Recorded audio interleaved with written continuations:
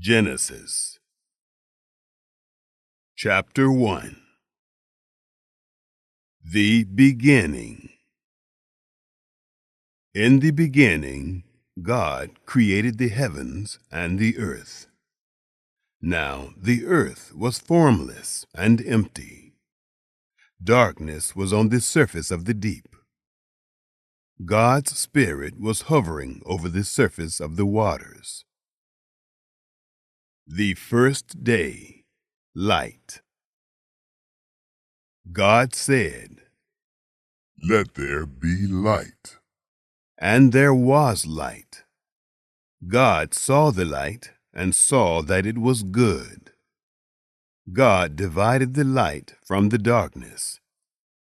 God called the light day, and the darkness he called night. There was evening and there was morning, one day. The second day, firmament. God said, "Let there be an expanse in the middle of the waters, and let it divide the waters from the waters."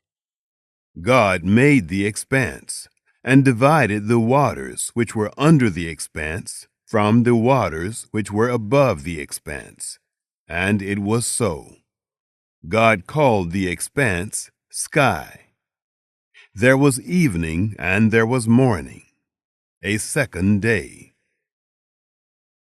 The third day, dry ground. God said, "Let the waters under the sky be gathered together to one place, and let the dry land appear." and it was so. God called the dry land earth, and the gathering together of the waters he called seas. God saw that it was good. God said, "Let the earth put forth grass, herbs yielding seed, and fruit trees bearing fruit after their kind, with its seed in it, on the earth." and it was so. The earth brought forth grass, herbs yielding seed after their kind, and trees bearing fruit, with its seed in it, after their kind. And God saw that it was good. There was evening and there was morning, a third day. The fourth day, sun, moon, stars. God said, "Let there be lights in the expanse of sky, to divide the day from the night, and let them be for signs, and for seasons, and for days, and years, and let them be for lights in the expanse of sky, to give light on the earth." and it was so. God made the two great lights, the greater light to rule the day, and the lesser light to rule the night. He also made the stars. God set them in the expanse of sky to give light to the earth, and to rule over the day and over the night, and to divide the light from the darkness. God saw that it was good. There was evening and there was morning, a fourth day. The fifth day, fish and birds. God said, "Let the waters swarm with swarms of living creatures, and let birds fly above the earth in the open expanse of sky." God created the large sea creatures, and every living creature that moves, with which the waters swarmed, after their kind, and every winged bird after its kind. God saw that it was good. God blessed them, saying, "Be fruitful and multiply, and fill the waters in the seas, and let birds multiply on the earth. There was evening, and there was morning, a fifth day. The sixth day, creatures on land. God said, Let the earth bring forth living creatures after their kind, livestock, creeping things, and animals of the earth after their kind. and it was so. God made the animals of the earth after their kind, and the livestock after their kind, and everything that creeps on the ground after its kind. God saw that it was good. God said, Let us make man in our image, after our likeness, and let them have dominion over the fish of the sea, and over the birds of the sky, and over the livestock, and over all the earth, and over every creeping thing that creeps on the earth. God created man in his own image. In God's image, he created him. Male and female, he created them. God blessed them. God said to them, Be fruitful, multiply, fill the earth and subdue it. Have dominion over the fish of the sea, over the birds of the sky, and over every living thing that moves on the earth. God said, Behold, I have given you every herb yielding seed, which is on the surface of all the earth, and every tree which bears fruit yielding seed. It will be your food. To every animal of the earth, and to every bird of the sky, and to everything that creeps on the earth, in which there is life, I have given every green herb for food. and it was so. God saw everything that he had made, and behold, it was very good. There was evening, and there was morning, a sixth day. Chapter 2. The seventh day, God rests. The heavens and the earth were finished, and all their vast array. On the seventh day, God finished his work which he had made, and he rested on the seventh day from all his work which he had made. God blessed the seventh day and made it holy, because he rested in it from all his work which he had created and made. The creation of man.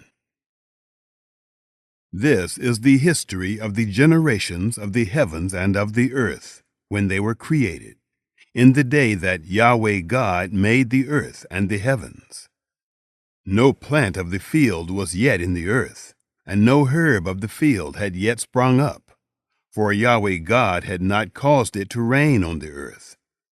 There was not a man to till the ground, but a mist went up from the earth and watered the whole surface of the ground. Yahweh God formed man from the dust of the ground, and breathed into his nostrils the breath of life, and man became a living soul. The planting of the garden. Yahweh God planted a garden eastward, in Eden, and there he put the man whom he had formed. Out of the ground Yahweh God made every tree to grow that is pleasant to the sight, and good for food. The tree of life also in the middle of the garden, and the tree of the knowledge of good and evil. A river went out of Eden to water the garden, and from there it was parted, and became 4 heads. The name of the first is Pishon. This is the one which flows through the whole land of Havilah, where there is gold, and the gold of that land is good. There is aromatic resin and the onyx stone. The name of the second river is Gihon, the same river that flows through the whole land of Cush. The name of the third river is Hiddekel. This is the one which flows in front of Assyria. The fourth river is the Euphrates. The forbidden fruit. Yahweh God took the man and put him in the Garden of Eden to dress it and to keep it. Yahweh God commanded the man, saying, Of every tree of the garden you may freely eat, but of the tree of the knowledge of good and evil you shall not eat of it. For in the day that you eat of it, you will surely die. Adam names the animals. Yahweh God said, It is not good that the man should be alone. I will make him a helper suitable for him. Out of the ground Yahweh God formed every animal of the field and every bird of the sky, and brought them to the man to see what he would call them. Whatever the man called every living creature, that was its name. The man gave names to all livestock, and to the birds of the sky, and to every animal of the field. But for man there was not found a helper suitable for him. The creation of woman. Yahweh God caused a deep sleep to fall on the man, and he slept. And he took one of his ribs and closed up the flesh in its place. He made the rib, which Yahweh God had taken from the man, into a woman, and brought her to the man. The man said, This is now bone of my bones, and flesh of my flesh. She will be called woman, because she was taken out of man. Therefore, a man will leave his father and his mother, and will join with his wife, and they will be one flesh. They were both naked, the man and his wife, and were not ashamed. Chapter 3. The Serpent's Deception. Now the serpent was more subtle than any animal of the field which Yahweh God had made. He said to the woman, Has God really said, You shall not eat of any tree of the garden? The woman said to the serpent, Of the fruit of the trees of the garden we may eat. But of the fruit of the tree which is in the middle of the garden, God has said, You shall not eat of it, neither shall you touch it, lest you die. The serpent said to the woman, You won't surely die, for God knows that in the day you eat it, your eyes will be opened, and you will be like God, knowing good and evil. When the woman saw that the tree was good for food, and that it was a delight to the eyes, and that the tree was to be desired to make one wise, she took of its fruit and ate. And she gave some to her husband with her, and he ate. The eyes of both of them were opened, and they knew that they were naked. They sewed fig leaves together and made themselves aprons. God arraigns Adam and Eve.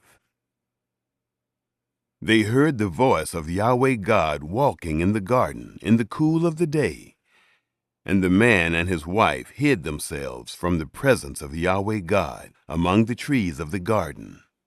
Yahweh God called to the man and said to him, Where are you? The man said, I heard your voice in the garden, and I was afraid, because I was naked, and I hid myself. God said, Who told you that you were naked? Have you eaten from the tree that I commanded you not to eat from? The man said, The woman whom you gave to be with me, she gave me of the tree, and I ate. Yahweh God said to the woman, What is this you have done? The woman said, The serpent deceived me, and I ate.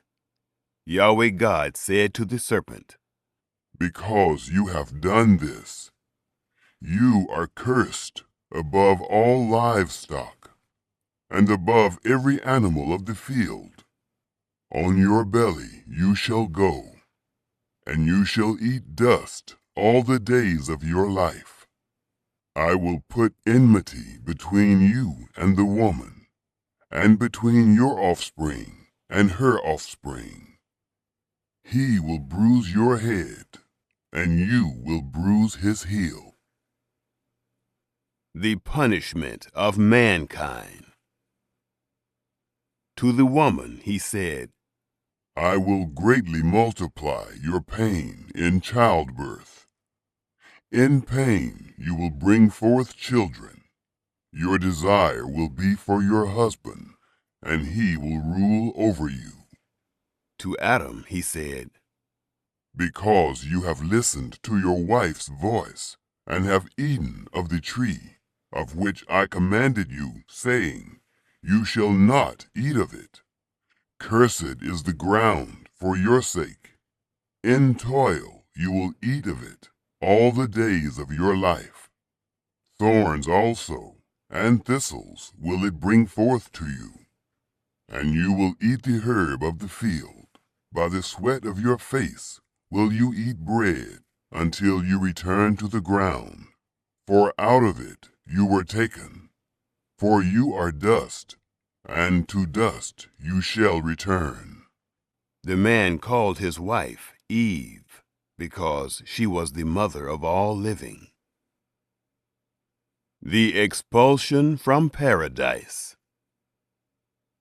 Yahweh God made coats of skins for Adam and for his wife, and clothed them. Yahweh God said, Behold, the man has become like one of us, knowing good and evil. Now, lest he put forth his hand and also take of the tree of life, and eat, and live forever. Therefore Yahweh God sent him forth from the Garden of Eden, to till the ground from which he was taken. So he drove out the man, and he placed cherubs at the east of the Garden of Eden, and the flame of his sword, which turned every way, to guard the way to the tree of life.